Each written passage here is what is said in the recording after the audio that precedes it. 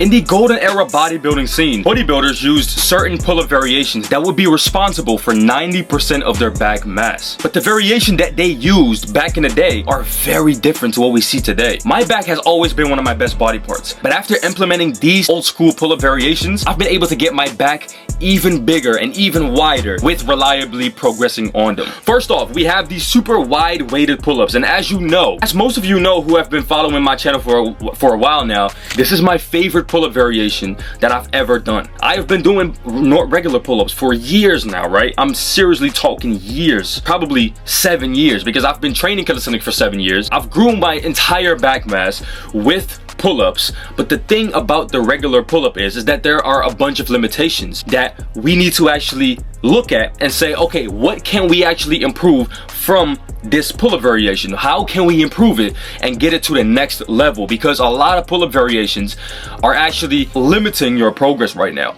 Even though you can build all your back mass with the regular pull-up and by progressing with it, because that's what I've done, right? For the past 7 years, I've been doing the regular normal pull-ups. It's only about this year where I really started prioritizing different types of variations. And this is when I actually got my back to a new stage. I'm getting wider every single week. I'm getting stronger. And in my Jacked by Calisthenics Blueprint program, which if you are watching this video, I believe that you are a great fit for, I actually explained all of these exercises that I mentioned in these videos, these two, and all the exercises that I mentioned on this channel in a full program and a blueprint that you can follow reliably for 6 months straight to be able to go from skinny to jacked. If you want to make that transformation, go ahead and click the top link in the description, because this is where you're going to be seeing the most progress in your calisthenics muscle building journey. I'll see you inside, and trust me, it will not disappoint you. And the reason why, as an advanced athlete, you need to start implementing some variations into your routine is that most of your back gains after you have actually became advanced are not going to come from the same work that got you to intermediate or that got you to advanced. So if you want to still make gains in the advanced stage, you're going to have to switch something up. You're going to have to put your back under a different type of a load, different type of stress to be able to further grow it. And it's not just done with regular progressive overload by adding more weight to the pull-up or adding more reps to the pull-up. It's also by simply changing up the variation that is harder for you. And these two variations are going to be doing that for you. So the wide pull-up was one of the staples of the golden era bodybuilders. Look at Arnold, look at Commando. These guys use a wide grip pull-up like no other. And they didn't actually adopt to the normal thinking of nowadays, where they think like, oh, the wide grip pull-up doesn't have a stretch at the bottom. The wide grip pull-up is not good for progressive overload. It puts stress on the shoulders. All this bullshit that most people make up just to get some views and just to stick to the normal variations that they're good at instead of actually becoming better at what they're weak at. Because the most important thing about any variation, and especially in calisthenics, is that you are able to progress from one thing to another thing.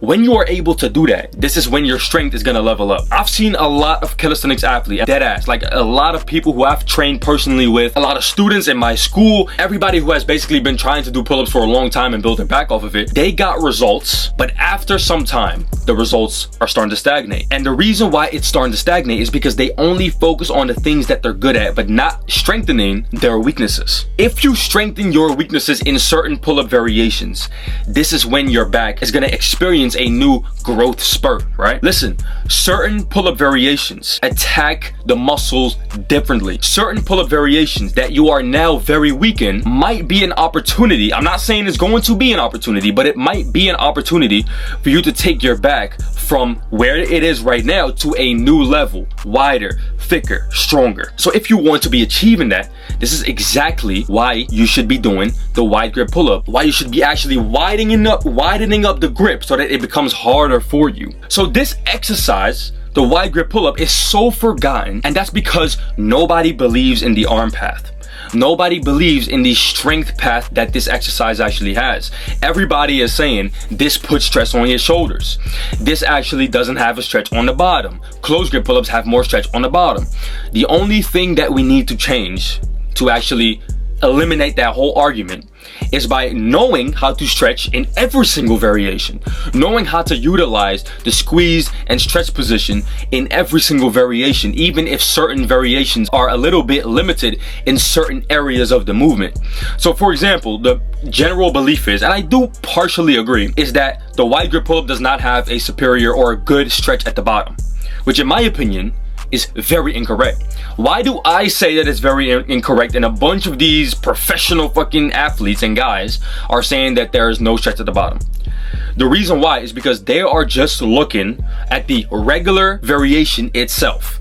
And if you do the regular variation itself without modifying a little things to make it better, yes, then there are gonna be limitations. But that's with every single exercise.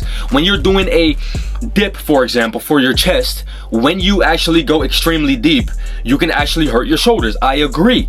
But once you actually tuck your shoulders in and you lean forward, you get even more stretch on the chest while actually being able to keep your shoulders safe. Same thing with a hollow back when it comes to weighted dips. A lot of people are not doing that. The reason why is because they don't believe in that it targets the muscles that you're trying to work well.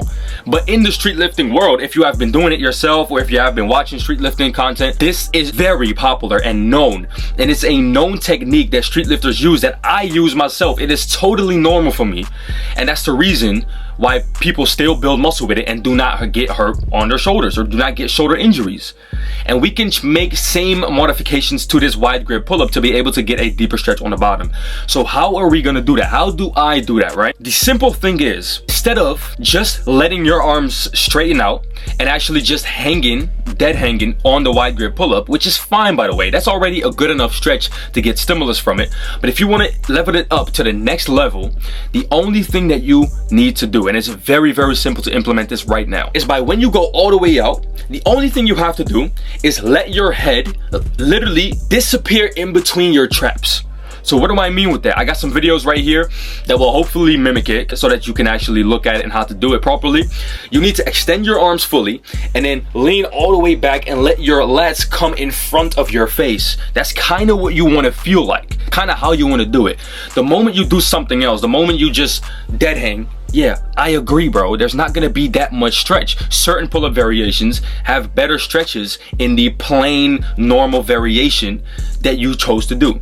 But the moment when you change up the variation in and of itself to get more stretch in that certain position, then you can get more stretch.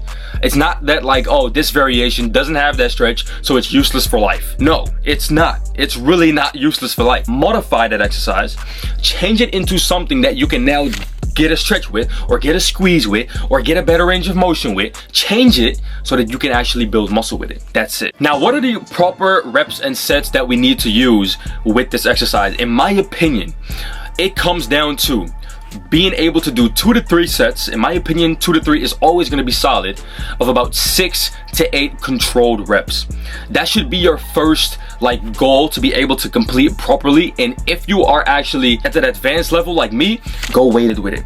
6 to 8 reps, extremely slow and weighted. The reason why this exercise is so good slow down is because our arms are very, very wide, which allows us to go up in a straight path instead of having our arms in front of us where we kind of need to make this C formation and we kind of need to bend over the bar to be able to get our chin over the bar and get a back squeeze.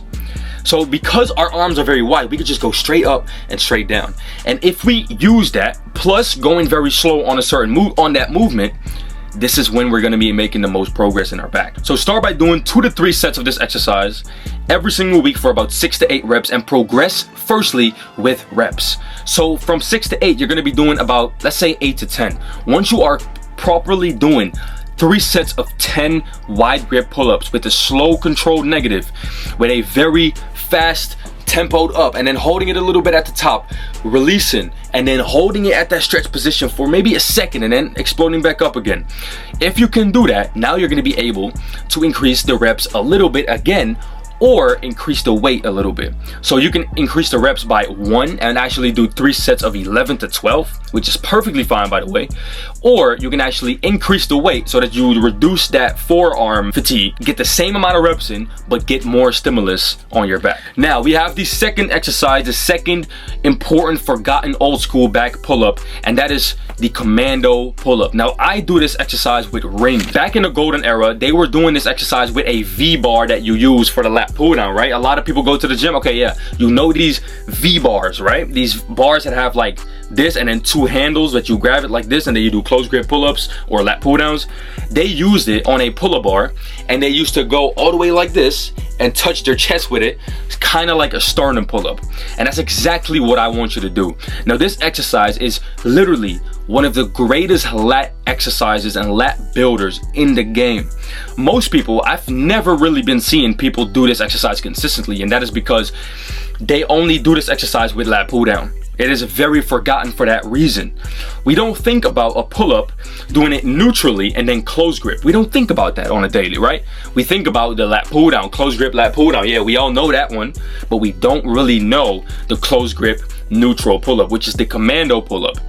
Now the reason why I highly advise you to do it on rings is because it is very easy to set up. You only need one rope, you attach both of the rings in that one rope, and you just pull up, and that's the only thing you're going to be doing.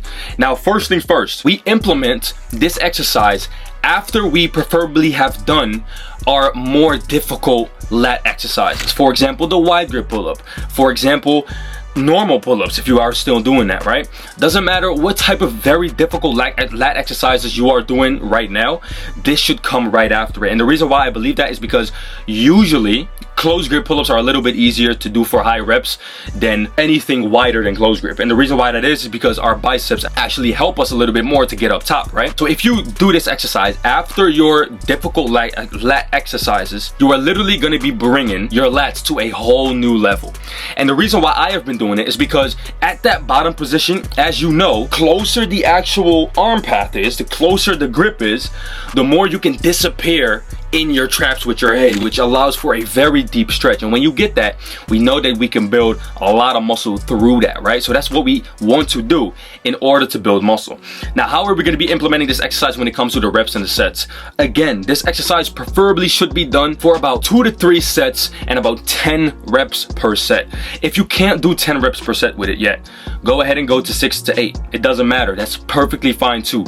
Anything below 6 is, in my opinion, I wouldn't prefer that personally. But if you are at that stage, go ahead and do it.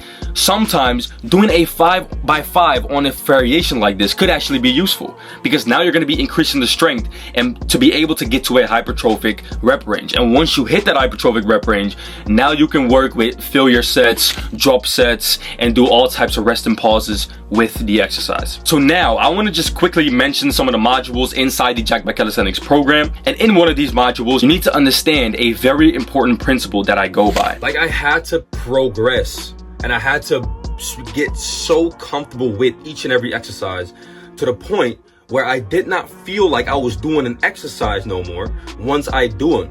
You understand what I'm saying? So let's say you can't really do any push-ups right now and you get into push-ups. It feels like an exercise that you have to do to like gain strength, right?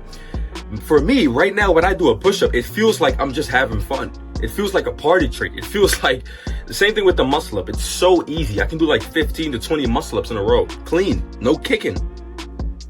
For some people, a muscle up is like a whole journey of grinding, right? For me, it's like, it's not really considered an exercise no more that I use. That's how you gotta master each and every exercise, and that's especially with pull-ups. So learn to become comfortable with each and every exercise. And the only way by doing that is by prioritizing it and doing it over and over and over again with proper consistency. If you want to get every single exclusive module in the Jack by Calisthenics Blueprint program to be able to go from skinny to jacked within 6 months time, and also get multiple workout programs so that you never get stuck on what to actually do in your training, go ahead and go to the top link in the description, and everything that I just showed you is gonna be in there, ready for you to make progress. Then we have a little bonus exercise that I want you to kind of play around with and progress with. And this is going to be the behind the neck pull-up. And this is one of the pull-ups that is so forgotten that people do not even believe in this exercise at all no more.